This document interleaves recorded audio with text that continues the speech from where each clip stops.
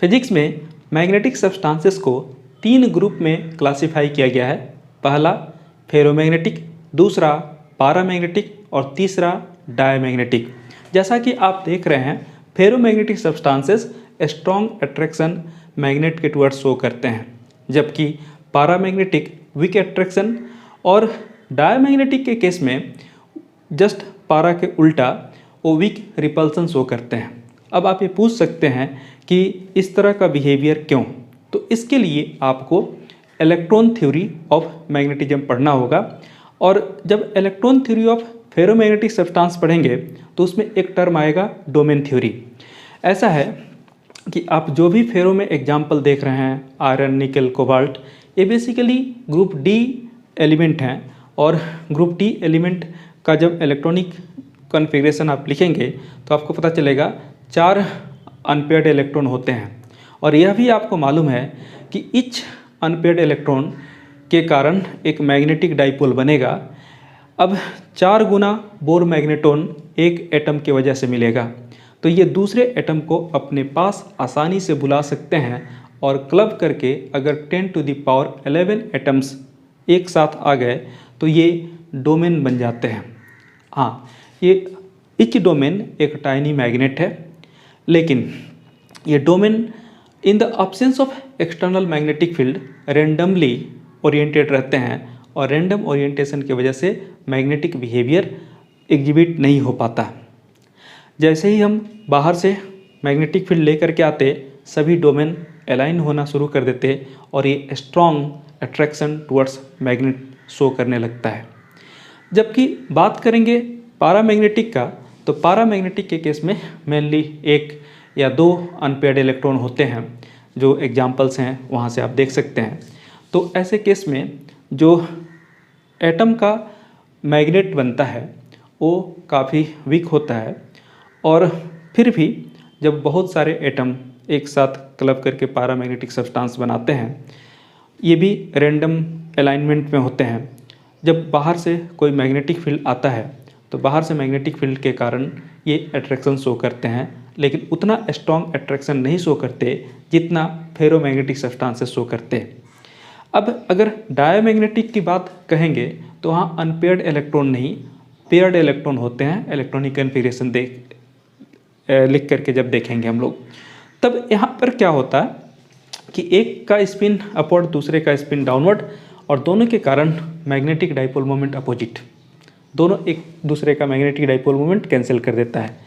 लेकिन जब हम बाहर से मैग्नेटिक फील्ड अप्लाई करते तो स्पीड ऑफ रिवोल्यूशन थोड़ा चेंज हो जाता, और in the direction opposite to the magnetic field dipole moment इसका अलाइन होने लगता है, और इस वजह से ये repulsion, weak repulsion towards magnet show करता है। तो ये तो बात हो गई इलेक्ट्रॉन थ्योरी या डोमेन थ्योरी की। जब आप डिटेल में देखेंगे तो आपको पता चल जाएगा। अब यहाँ पर कुछ और प्रॉपर्टीज़ की हम लोग बात कर रहे थे, तो जैसा कि प्रॉपर्टीज़ में आपको दिख रहा है यहाँ पर कि अगर कोई फ्रीली सस्पेंडेड फेरोमैग्नेटिक सब्सटेंस को हम मैग्नेटिक फील्ड में रख दें तो ये बड़ी क्विकली अपने आप को मैग्नेटिक फील्ड के डायरेक्शन में अलाइन कर लेता है। जैसा कि एक मैग्नेटिक सब्सटेंस से फेरोमैग्नेटिक सब्सटेंस में दिखा रहा हूँ, किसी भी अलाइनमेंट में रहे, ये आपका नॉर्थ और साउथ मैग्नेटिक फील्ड का डायरेक्शन नॉर्थ से साउथ की तरफ, आप देखिए बड़ी क्विकली इस सब्सटेंस ने अपने आप को मैग्नेटिक फील्ड के पैरेलल अलाइन कर लिया है। ओके, जबकि यही बात अगर हम कहेंगे तो पारा के लिए भी ट्रू है, लेकिन ये जो प्रोसेस होता है वो स्लो होता है in comparison to the ferromagnetic substance, वो स्लो होता है। ओके, बता ही रहे थे कि इसमें मैग्नेटिक प्रॉपर्टी होती तो है, लेकिन फेरो से थोड़ी कम होती है, थोड़ी क्या बहुत कम होती है। जबकि आप देख रहे हो डायमैग्नेटिक सब्सटेंस, अगर एक डायमैग्नेटिक सब्सटेंस को फ्रीली सस्पेंड करें मैग्नेटिक फील्ड में, नॉर्थ साउथ दिखाया हुआ मैग्नेटिक फील्ड, तो इस केस में उसने अपने आप को पैरेलल नहीं परपेंडिकुलर अलाइन किया, such that minimum surface area face हो, यानी उसको अपोज करने की टेंडेंसी है। ओके, अब एक और चीज़, अगर हम मैग्नेटिक सब्सटेंस को, फेरोमैग्नेटिक सब्सटेंस को मैग्नेटिक फील्ड में रखें या पैरामैग्नेटिक सब्सटेंस को मैग्नेटिक फील्ड में रखें, तब क्या होगा। तो जैसे ही आप एक फेरोमैग्नेटिक सब्सटेंस को मैग्नेटिक फील्ड में रखेंगे, ये मान लीजिए कैसा है, तो जितने भी फील्ड लाइंस हैं, ओके, इससे होकर के ही गुजरेंगे, इससे होकर के ही गुजरेंगे, भले उनको ऐसा करने के लिए अपने पाथ को डाइवर्ट ही क्यों ना करना पड़े। और एक बात मालूम है कि किसी रीजन में मैग्नेटिक फील्ड लाइंस जितना ज़्यादा हो, मैग्नेटिक फील्ड उतना ही स्ट्रॉन्गर होता है, यानी इस सब्सटेंस के अंदर मैग्नेटिक फील्ड काफ़ी स्ट्रॉन्ग हो जाएगा। ओके, अगर आप देखोगे in comparison to ferromagnetic, paramagnetic substance में ऐसा नहीं है कि कोई फील्ड लाइन अपना पाथ चेंज करके उस सब्सटेंस से गुजरने की कोशिश करे। हाँ, जो भी फील्ड लाइन है इससे पास तो हो सकते हैं, जैसा आपको दिख रहा है कि रास्ते में आ गया तो इस तरह से ऑब्वियस है कि ये पास होगा। ओके, लेकिन जो दूर से जा रहा है वो बैंड करके नहीं पास किया, यानी यहाँ पर all the field lines are passing through the ferromagnetic substance, और यहाँ पर आप बोल सकते हो most of the field lines are passing but not all. तो ऑब्वियस है कि इस मैग्नेटिक सब्सटेंस के अंदर जो मैग्नेटिक फील्ड होगा वो वीकर होगा इन कंपैरिजन टू किसके, तो फेरो। डाया में आप जब देखोगे तो कोई field lines, okay, diamagnetic substance से हो करके पास होने की कोशिश नहीं करेगा। हाँ, एक आध फील्ड लाइन जो एग्जैक्टली मिडिल से जा रहा है वो तो ठीक है, बाद बाकी फील्ड लाइन मुड़ करके, ठीक है, ऐसा कोशिश करेंगे कि सब्सटेंस से ना गुजरना पड़े, ओके, कट करके पार हो जाएंगे। यानी ऐसे केस में अंदर का मैग्नेटिक फील्ड काफ़ी वीक होगा, ओके, और तब ये मैग्नेटिक प्रॉपर्टी भी इसका, चूँकि फील्ड लाइन पास नहीं हो रहे हैं, उसको अपोज कर रहा है, तो उल्टा टेंडेंसी शो करेगा। अब देखिए यहाँ पर दो तीन क्वांटिटी आपने पढ़े थे, उसकी भी बात कर लें। जैसे आपने एक क्वांटिटी पढ़ा था मैग्नेटिक फील्ड इंटेंसिटी, तो उसको B बोले थे। दूसरा आपने पढ़ा था मैग्नेटिक इंटेंसिटी H। ऑब्वियस है कि फेरोमैग्नेटिक के केस में B much greater then H होगा। अगर यही बात हम लोग पारा के लिए करें तो यहाँ भी B इनफैक्ट ग्रेटर ही होगा H से, लेकिन मच ग्रेटर नहीं, थोड़ा ग्रेटर होगा। और अगर हम यहाँ पर बात करें B और H में रिलेशन, चूँकि ये फील्ड लाइंस को अपने थ्रू पास नहीं होने दे रहा है, तो इसका मैग्नेटिक इंटेंसिटी ज़्यादा ग्रेटर है in comparison to the magnetic field. अब अगर H से डिवाइड कर दिया जाए दोनों साइड, तो B by H much greater than 1, यहाँ पर B बाय H है ना, ये क्या होगा, तो ग्रेटर देन 1, और यहाँ पर B by H less than 1। यहाँ B बाय H याद होगा कि हमने डिफाइन किया था क्या, परमिएबिलिटी म्यू, तो म्यू मच ग्रेटर देन 1 ऐसा आएगा, बहुत लार्ज होगा। इस केस में भी म्यू की बात करें ग्रेटर देन 1 ऐसा आएगा, और अगर हम बात करें इस केस में तो म्यू लेस देन 1, बट याद रखेंगे नॉट नेगेटिव, ये नेगेटिव भी नहीं होगा, पॉजिटिव ही रहेगा। सो परमिएबिलिटी को देख करके भी आप क्या कह सकते हैं, पहचान सकते हैं कि कौन पारा, कौन डाया, कौन फेरो। ओके, कई बार डेटा देता है, उससे हम लोग को पहचान करके सब्सटेंसेस का क्लासिफिकेशन करना पड़ता है, और कई बार आपको क्लासिफिकेशन में ये बताना पड़ता है कि म्यू के लिए क्या रिलेशन होगा। आप 3 सब्सटेंसेस के लिए लिखेंगे तो हो सकता है हाफ 1.5 मार्क्स मिल जाए। एक और क्वांटिटी की बात हुई थी, उसकी भी बात करें, है ना, ये आपको था इंटेंसिटी ऑफ मैग्नेटाइजेशन। बड़े क्लोज लगने वाले टर्म जो हैं वो आप पढ़ रहे हैं। Magnetic intensity, magnetic field intensity, intensity of magnetization, Im। तो यहाँ पर Im/H जब करेंगे तो ये साई, ओके, मैग्नेटिक ससेप्टिबिलिटी होती है और ये आपको दिख रहा है मच ग्रेटर देन 1 आ गया, दूसरा क्वांटिटी कंपेयर हो गया। यहाँ पर भी अगर आप देखेंगे तो यही रिलेशन होगा Im/H का भी, यानी आपको यहाँ पर साई मच ग्रेटर देन 1 यानी ससेप्टिबिलिटी जो है ग्रेटर देन 1 होगा। लेकिन इस केस में जब आप डिस्कस करेंगे तो इस केस में Im जो है H से कम होता है एंड निगेटिव भी होता है, ठीक है। तो वैसे केस में Im/H है ना, यानी Sai magnetic susceptibility less than 1 and negative. तो जैसा कि आप NCERT के टेबल में भी देख रहे होंगे कि मैग्नेटिक ससेप्टिबिलिटी आपको पारा मैग्नेटिक सब्सटेंसेस के पॉजिटिव हैं, जबकि वही डायमैग्नेटिक सब्सटेंसेस के नेगेटिव हैं। और यही फेरो के लिए अगर बात करेंगे तो ये तो 1 से काफ़ी लार्ज होगा, ओके। तो कभी कभी मैग्नेटिक ससेप्टिबिलिटी का वैल्यू देख करके हम क्लासीफाई कर सकते हैं या क्लासिफिकेशन देख करके वैल्यू गेस कर सकते हैं। इस पे भी क्वेश्चंस आते हैं और बहुत ही अच्छे क्वेश्चंस यहाँ से भी बन जाते हैं।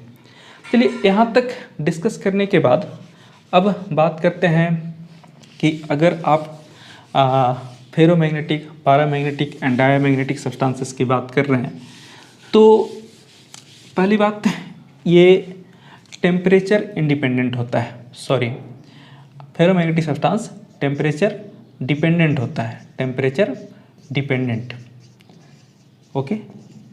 जबकि पारा की भी बात करेंगे तो ये भी टेम्परेचर डिपेंडेंट ही होगा, टेम्परेचर पे डिपेंड करेगा। डायमैग्नेटिक हर बिहेवियर को जस्ट उल्टा शो कर रहा है, तो ये आपको टेम्परेचर इंडिपेंडेंट होगा। अच्छा, इससे रिलेटेड एक लॉ भी आपने पढ़ा था, होप याद होगा, वो लॉ था आपका क्यूरी लॉ, ठीक है। तो क्यूरी लॉ की बात करें वो टेम्परेचर और मैग्नेटिक बिहेवियर का रिलेशन बताता था। तो दो केस में जहाँ पर टेम्परेचर डिपेंडेंट है वो तो क्यूरी लॉ फॉलो करेगा, लेकिन जहाँ टेम्परेचर इंडिपेंडेंट वाली बात है ना, ये डज नॉट फॉलो क्या, क्यूरी लॉ को फॉलो नहीं करेगा। अभी एक और भी आप कंपैरिजन कर सकते हैं। जैसा एग्जाम्पल में आपने देखा भी था कि फेरोमैग्नेटिक सब्सटेंसेस मेनली सॉलिड होते हैं, एग्जिस्ट है ना इन सॉलिड, जबकि ये ऑल 3 स्टेट में आपको मिलेगा paramagnetic substances, liquid, solid and gas. Diamagnetic के साथ भी ऐसा ही है, ऑल 3 स्टेट वाली बात है, ओके। अब ऐसा कर सकते हैं कि आप पाउडर कर लीजिए तीनों सब्सटेंस को, और पाउडर करने के बाद अगर हम एक काम करें, एक बाउल में ले लें और उसको मैग्नेटिक फील्ड में प्लेस करें। पहले मैग्नेटिक फील्ड में नहीं रखा हुआ है, बाद में मैग्नेटिक फील्ड में प्लेस करें, तब क्या होगा, यह भी बिहेवियर देखना काफ़ी इम्पॉर्टेंट होगा हमारे लिए। तो जैसा कि इस टेबल में आपको दिख रहा है, ओके, यहाँ पर आप ध्यान से देखें तो पता चलेगा कि अगर फेरोमैग्नेटिक सब्सटेंसेस को बाउल में रख करके और हम मैग्नेट बाद में अप्लाई करते हैं, तो जैसे ही मैग्नेटिक फील्ड में रखेंगे वो अपने आप को शिफ्ट कर लेगा region of weaker magnetic field से स्ट्रॉन्गर मैग्नेटिक फील्ड में वेरी क्विकली। अब यहाँ पर स्ट्रॉन्गर और वीकर मैग्नेटिक फील्ड वाली बात कहाँ पर है, ये आप पूछ सकते हैं।